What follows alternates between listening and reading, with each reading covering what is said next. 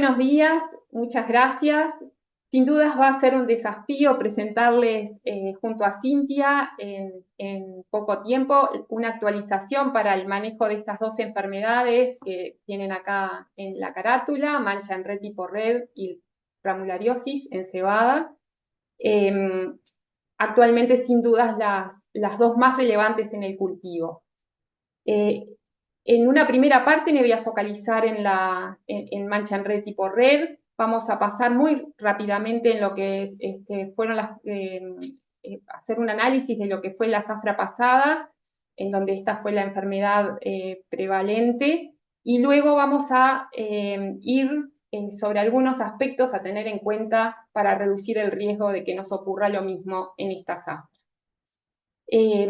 Va a ser imposible en muy pocos minutos transmitirles toda la información que tenemos, por eso los invitamos a que en el canal de CREA, YouTube, para profundizar luego o cuando lo necesiten o luego de esta jornada, visiten dos jornadas, dos charlas en la jornada del 2021 y en la última jornada con mayor actualización, en donde se explica muy bien todos los aspectos epidemiológicos y de manejo con mayor profundidad.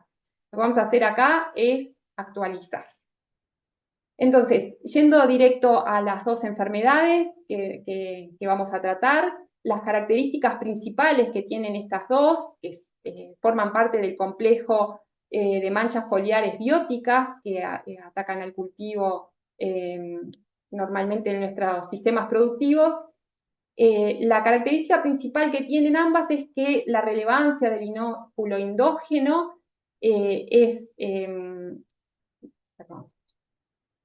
Las características principales que tienen estas dos enfermedades, que forman parte del complejo de manchas foliares presentes en el cultivo, en nuestros sistemas de producción, por un lado, marcan la relevancia de lo que es el inóculo endógeno, o sea, el inóculo que tenemos local en la chacra o en las chacras vecinas. Por tener esporas relativamente pesadas, tienen baja capacidad de desplazarse por el viento y sobre todo lo hacen a corta distancia, acompañados de sobre todo el salpicado de lluvia y viento si hay presente. Otra de las características que tienen es la alta capacidad que nosotros tenemos para poder manejar la presión de inóculo, y esto está atado a tener el inóculo sobre todo local. Podemos manejarla a través de la semilla, la rotación, rotando con cultivos diferentes a cebada, manejar la resistencia de los cultivares, esto es más relevante en mancha en red tipo red que en granulariosis, como después vamos a ver, el bienestar del cultivo y obviamente a través del manejo con fungicidas. Entonces, si nosotros nos posicionamos en la epidemiología, en los ciclos de vida de estas enfermedades, uno de los aspectos que más relevantes tenemos que estar pensando es de dónde viene el inóculo, de dónde está viniendo el patógeno. Las principales fuentes de inóculo son la semilla y el rastrojo de cebada infectado sobre todo del año anterior. Y tener en cuenta que a mayor presión de inóculo, tanto porque la carga fúngica en la semilla o en el rastrojo es alta, vamos a tener una mayor cantidad de esporas por metro cuadrado, mayor número de puntos infectivos y por lo tanto de lesiones por área, una mayor tasa de desarrollo, el despegue de la epidemia va a ser más pronunciado y por lo tanto un incremento drástico en las epifitias bajo condiciones favorables. ¿Por qué tuvimos entonces epidemia de mancha en red en el 2023? Cuando en realidad nosotros estábamos pensando que el inóculo que nosotros contábamos, si excluimos lo que es el rastrojo, asumiendo que no estamos sembrando sobre rastrojo al menos del año previo, viene de la semilla. Bueno, un poco lo podemos explicar a través de las condiciones extremadamente predisponentes que tuvimos en el 2023 en toda la región del cultivo, principalmente en lo que fueron las primeras etapas de desarrollo de los cultivos y ya arrancando desde la emergencia o en el estado de primeras hojas. Y ahí se dieron condiciones muy favorables, como ustedes ven, en los primeros meses, que afectaron sobre todo las siembras tempranas. Si tenemos que hacer una curva de lo que es la prevalencia, la incidencia y severidad de mancha en red, convenimos todos de que las siembras tempranas fueron las que fueron más afectadas. No, hubieron lluvias, como ustedes pueden ver ahí en los primeros meses, en julio, agosto y sobre todo intermitentes, no de alto volumen, pero suficientes como para asegurar agua libre sobre el follaje. La humedad relativa nunca fue limitante en las zafras, siempre veíamos que hasta cerca del mediodía muchas veces estábamos entrando en las chacras y mojándonos, lo cual asegura agua libre sobre el follaje, condición indispensable para la germinación y luego la infección de estos hongos. Y las temperaturas no fueron limitantes, se mantuvieron en torno a 10, dependiendo del avance del ciclo, pero en temperaturas óptimas que varían entre 10, 15 y 25 grados. Otro factor que también incidió en tener estas epidemias tempranas fue cómo estaba compuesta el área en relación al riesgo sanitario que teníamos de los cultivares que estaban sembrados a nivel de la zafra 2023. Si nosotros vemos lo que ha sido la evolución del área en porcentaje sembrada con cada grupo de cultivares, según el comportamiento a mancha en red tipo red, en este caso los tres grupos, resistentes, de susceptibilidad intermedia y de alta susceptibilidad, vemos que si tomamos los últimos 10 años, ha habido una caída en el área de cultivares resistentes de aproximadamente 60%, y eso implicó que subiéramos el área de cultivares con susceptibilidad intermedia alta drásticamente, que fue lo que pasó, el punto culmine fue en el año 2023. O sea que teníamos cultivo susceptible, huésped presente y susceptible. Y luego vamos a también tocar el tema de semilla, que aun cuando tuvimos niveles bajos en cuanto a promedios en los lotes de semilla, esos bajos niveles, aún así, en alta frecuencia, estaban diseminados en todas las chacras y por lo tanto nos aseguraron que el inóculo también estaba presente. ¿Qué perspectivas tenemos para la zafra 2024? Bueno, todos sabemos que las predicciones nos están marcando una situación de transición entre niño a neutral para el trimestre que sigue, o abril, mayo y junio, con una alta probabilidad de ir transicionando desde niño a neutral. Eso puede asegurarnos, como lo estamos viviendo justamente ahora, niveles de agua disponible, la misma situación que tuvimos el año pasado en las primeras etapas de siembra y quizás primeras etapas del cultivo. Luego, es probable que transitemos a una fase más niña que puede ir disminuyendo lo que son las precipitaciones y probablemente baje la carga de humedad que tengamos. Aún así, es de remarcar que esta fase, donde está marcado con rojo, es relevante porque es cuando hay despegue de epidemia y sobre todo en esta etapa que aún no hay cultivo sembrado, el hongo está presente en los rastrojos y por lo tanto está reproduciéndose muy eficientemente. Entonces, ¿cómo nos estamos preparando para el 2024? mirando todos los aspectos que tenemos que tener presentes. ¿Cuál es el plan de siembra que tenemos para esta zafra? ¿Cómo estamos haciendo la elección de las chacras? Estamos seleccionando chacras libres de cebada, por lo menos en los últimos 2 y deseablemente 3 años. Tenemos que tener presente que aun cuando podemos estar considerando chacras que no tuvieron un año, que tuvieron cebada en el año previo al anterior, la eficiencia de solo cortar un año sin cebada va a depender significativamente de las condiciones climáticas del año. Y dada la situación que estamos teniendo ahora en el otoño, es una situación de muy alto riesgo sembrar en esa situación. Luego, el otro punto más que relevante es la elección del cultivar. Si bien a nivel de cebada, las malterías sobre todo tienen un plan de siembra de sus cultivares, lo que nosotros como técnicos asesores y productores tenemos que tener presentes es conocer el comportamiento sanitario de los cultivares.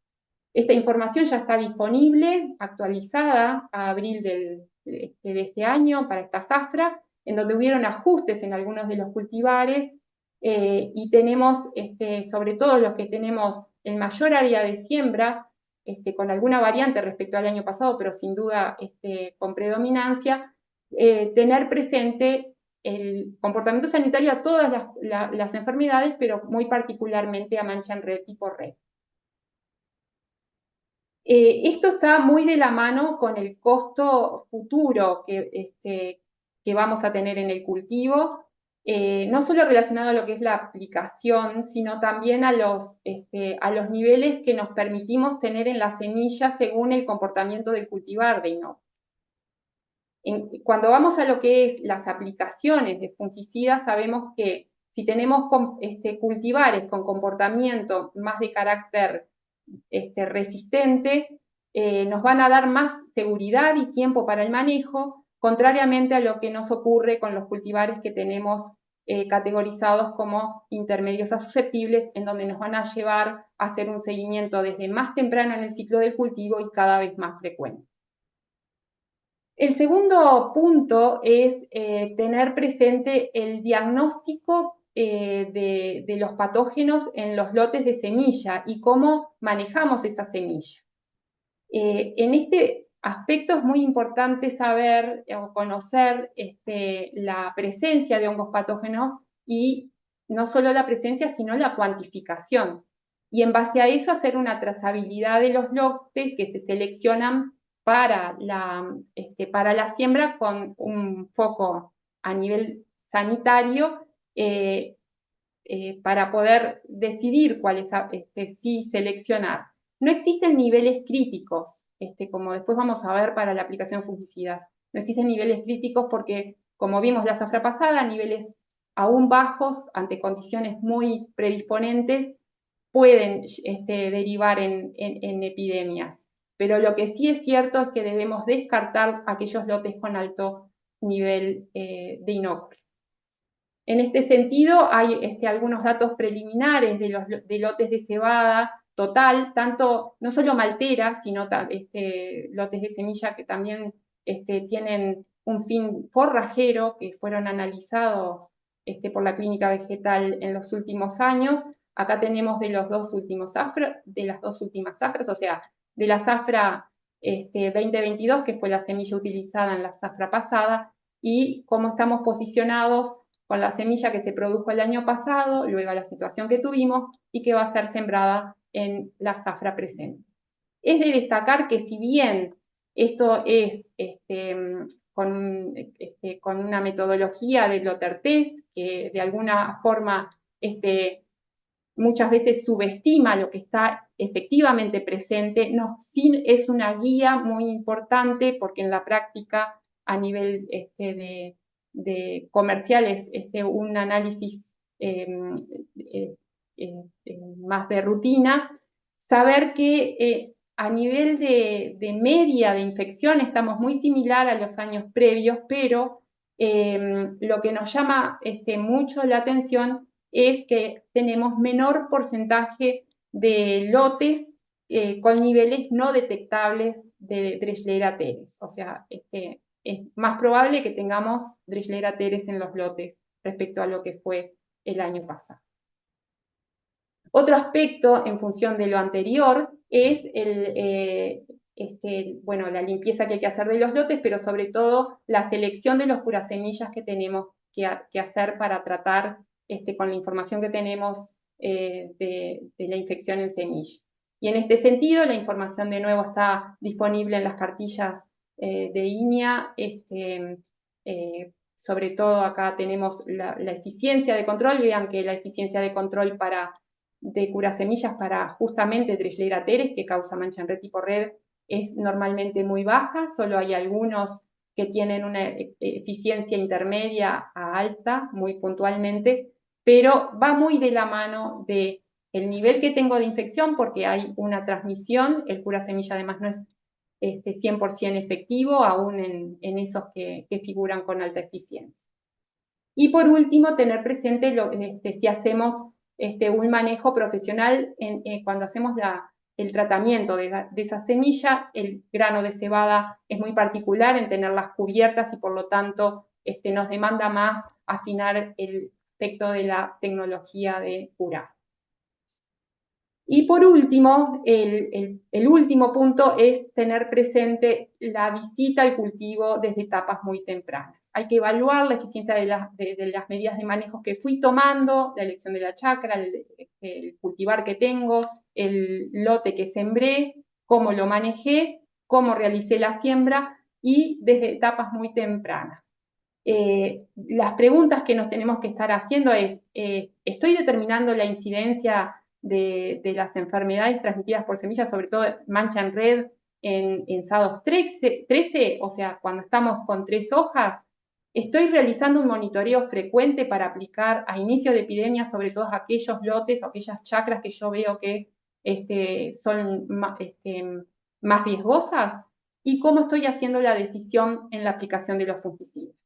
Y acá tenemos para las manchas, para las foliares en general, con excepción de ramularia y focalizándonos en mancha en red, ni los niveles críticos que nos guían muy bien para hacer las aplicaciones. Tenemos que ir hacia los niveles más bajos, baja severidad, bajas incidencia, más aún en las cultivares que son susceptibles, estar haciendo aplicaciones un poco contrario a lo que siempre hemos recomendado, aún en macollaje, haciendo aplicaciones desde Z21, es probable que las tengamos que hacer, aún cuando sabemos que no son las más eficientes.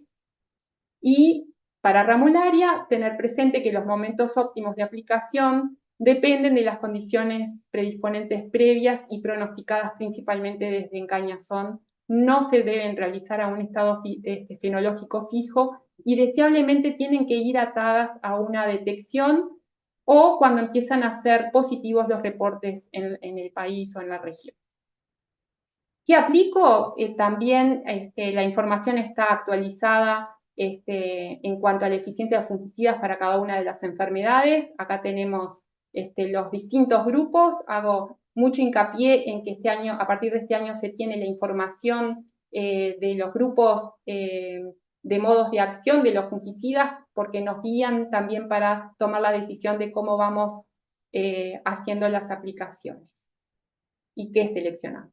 Toda la información está disponible en cartillas, que fueron más o menos las que se fueron compartiendo, tanto en la página web de INEA, en el portal, en la ventana de interés, la caracterización sanitaria y de eficiencia curasemillas y fungicidas, o a través de la app que tenemos nueva, que no solo nos ayuda nos asiste para la identificación de las enfermedades, en este caso de cebada, sino que también nos brinda herramientas en el icono acá de comportamiento sanitario y fungicidas para ir monitoreando, y se va actualizando durante la zafra también. Puntos claves entonces a tener en cuenta: evitar epidemias tempranas antes de Z30, en casos extremos, si es necesario aplicar, hay que hacerlo. Hacer un monitoreo temprano, como dijimos, desde 3 hojas, para poder planificar, priorizar y llegar a tiempo. hacer un monitoreo con diagnósticos correctos, ante la duda, enviar al laboratorio para el diagnóstico o si estamos un poco más gauchitos en poder hacer la identificación, asistirnos con la app Cultidoctor, decidir las aplicaciones de fungicida al inicio de epidemia, y eso es algo que remarcamos siempre, ese es el momento óptimo. Las aplicaciones tempranas, las que realizamos desde macollaje a elongación, deben priorizar la eficiencia de los fungicidas. Y las tardías, sobre todo las que llegan hasta espigazón, tienen que priorizar el periodo de acción o residualidad de los fungicidas.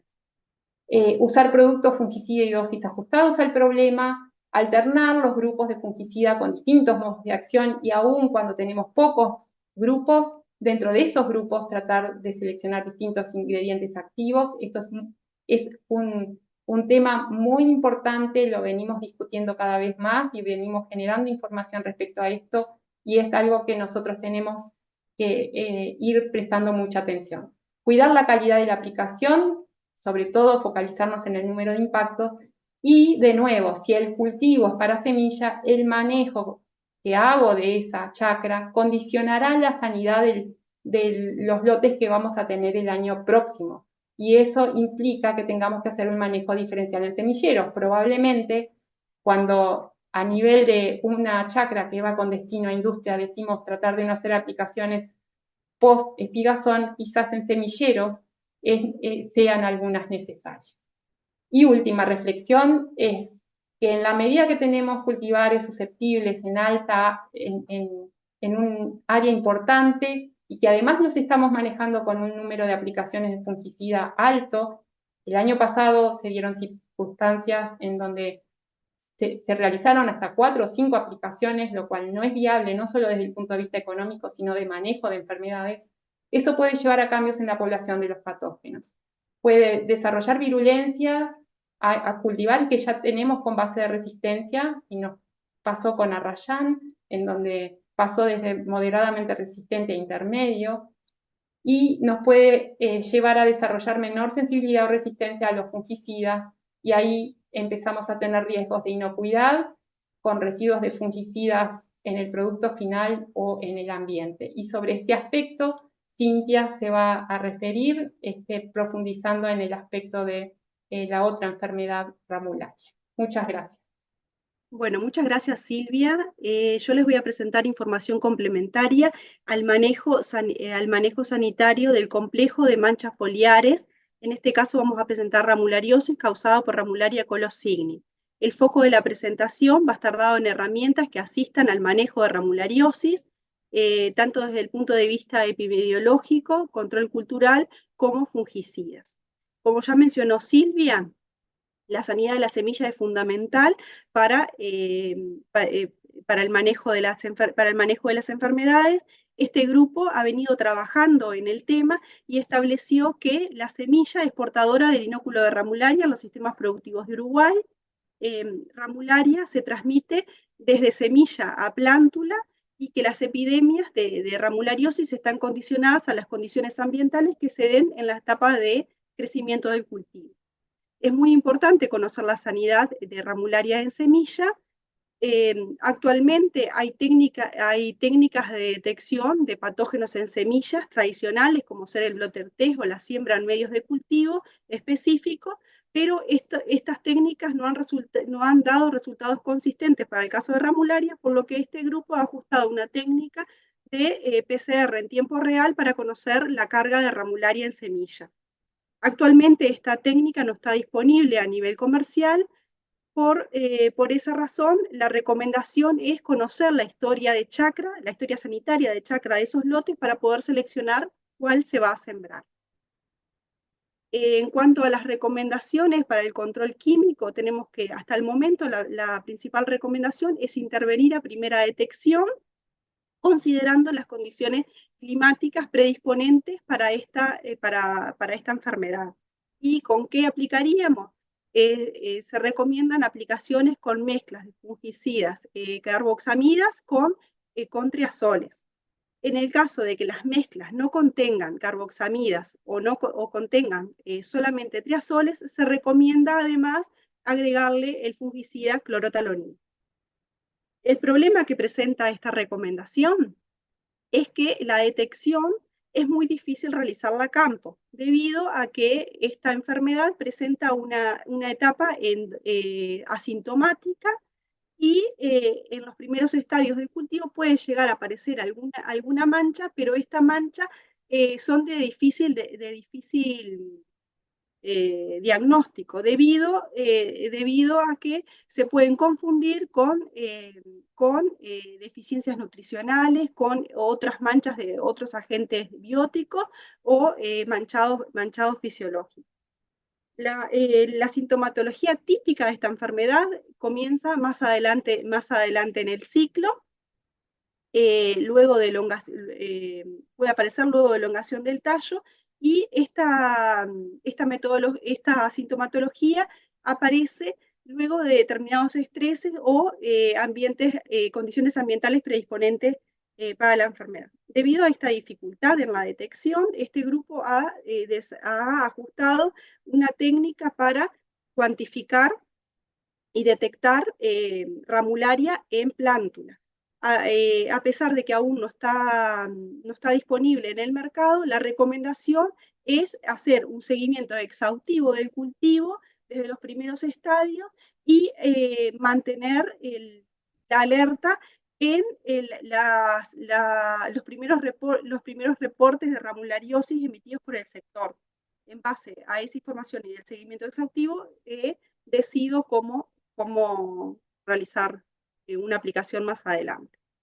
Ahora vamos a presentar unos ejemplos de experimentos para evaluar eficiencia de control de ramulariosis con fungicidas y sus efectos en los residuos en los granos.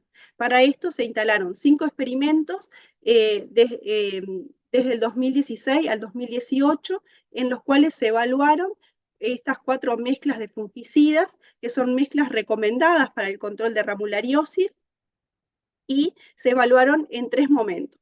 En los 3 momentos simulaban diferentes epidemias. El primer momento, que es aplicación a elongación del tallo, que simulaba una epidemia temprano con respecto al ciclo del cultivo. Después teníamos una epidemia tardía en relación al ciclo del cultivo, en donde la aplicación se realizaba en anteras visibles, y luego un momento que tenía dobles aplicaciones, que simulaba una epidemia que comenzaba temprano en el tiempo y que se continuaba a lo largo del ciclo del cultivo, porque seguían las condiciones favorables para el desarrollo de ramulariosis. Luego teníamos un tratamiento testigo sin fungicida y un tratamiento testigo con 3 aplicaciones de fungicida. En cuanto a los resultados, tenemos que se dieron diferentes epidemias. Acá tenemos una gráfica en donde muestra la severidad de la enfermedad en los tratamientos testigo y los días desde elongación del tallo. Acá podemos ver que, si bien teníamos detección en los 5 experimentos, tuvimos detección de ramularia en campo, pero luego en todos no ocurrió epidemia. Y esto lo trajimos aquí para remarcar que la detección en campo de ramularia no significa que se vaya a dar la epidemia. Como lo mencionamos anteriormente, para efectuar una intervención en el cultivo con fungicidas, debo tener la detección y las condiciones pronosticadas para los 10 días próximos de condiciones favorables para el desarrollo de la enfermedad. En cambio, en los otros experimentos sí hubo epidemias, en donde tenemos, en el experimento 1, como lo vemos ahí en color rojo, presentamos una epidemia temprana, que comenzó temprana en el ciclo de cultivo, con valores altos de severidad. En cambio, en los otros 2 experimentos, en el experimento 3 y en el experimento 5, tenemos que ocurrió una epidemia tardía. A pesar de esto, en los tres experimentos, las condiciones ambientales al final del ciclo del cultivo fueron más propicias para ramulariosis. En cuanto al control la eficiencia de control de ramulariosis en los experimentos, tenemos que, independientemente de la epidemia, ya sea en el experimento 1, que tenía una epidemia temprana, o en el experimento 3 y 5, que tenía una epidemia tardía, en ninguno de las 3 epidemias hubo control con aplicaciones tempranas en el ciclo del cultivo, como elongación del tallo, debido a que la residualidad del producto fue limitada porque se dieron condiciones favorables al final del ciclo de cultivo, favorables para la enfermedad. En cuanto a las otras aplicaciones, a las aplicaciones en aristas visibles o dobles aplicaciones, tenemos que en el experimento 1, que teníamos una epidemia temprana, tenemos que una sola aplicación en aristas visibles fue eficiente tanto como las dobles o las triples aplicaciones. En cambio, en las epidemias tardías, tenemos que la aplicación en aristas visibles, la eficiencia de control dependió del producto aplicado. Los tratamientos que tenían aplicaciones con carboxamida fueron presentaron mejor eficiencia de control que los otros tratamientos. En cambio, las dobles aplicaciones no difirieron de las triples aplicaciones en cuanto a la eficiencia de control. Por lo tanto, las mezclas de fungicidas presentaron diferente efectividad dependiendo del desarrollo de la enfermedad, el momento y el número de aplicaciones. Cuando observamos los residuos generados por esas aplicaciones, los residuos en el grano generados por esas aplicaciones, tenemos aquí una gráfica en donde muestra la concentración y de cada ingrediente activo, de cada fungicida. No los mostramos por tratamiento, sino que los mostramos por ingrediente activo. Y vemos que hay una fluctuación en los valores, tienen diferentes concentraciones determinadas en grano, y si las comparamos con el cuadro que está a la derecha, podemos observar que en el cuadro muestra los límites máximos de residuos establecidos por la Unión Europea y el Codex para esos fungicidas. Y si comparamos los valores de las concentraciones obtenidas y las concentraciones máximas, las concentraciones obtenidas no superan esos límites. Por lo tanto, las principales estrategias de manejo con fungicidas recomendadas para el control de ramulariasis en Uruguay cumplen con las regulaciones nacionales e internacionales referidas a los límites máximos de residuos. Bueno, como consideraciones finales y en línea con las consideraciones para mancha en red, tenemos que, para sembrar, tenemos que tratar de sembrar con una semilla con baja carga de inóculo de ramularia. Como actualmente no tenemos la herramienta para cuantificar la carga fúngica, la recomendación es considerar, conocer la historia sanitaria de esos lotes con respecto a ramularia y decidir qué lotes sembrar y qué lotes no. Luego de sembrado, planificar un seguimiento sanitario de las chacras, comenzando temprano, hacer un seguimiento exhaustivo y tener en cuenta los reportes de las primeras detecciones de ramulariosis en la zona emitidas por el sector. Y bueno, y en el caso de necesitar aplicar, hacerlo a tiempo, hacerlo a primera detección, considerando las condiciones predisponentes para la enfermedad, pero contemplar el control de otras enfermedades. Cuando ingreso al cultivo para la aplicación, considero las otras enfermedades para tratar de controlar todo con una sola mezcla. Y fundamental, respetar el tiempo de carencia de los fungicidas. Bueno, finalmente queremos agradecer al equipo de trabajo, a las empresas, a las instituciones que nos apoyan, y bueno, y quedamos a las órdenes para cualquier consulta.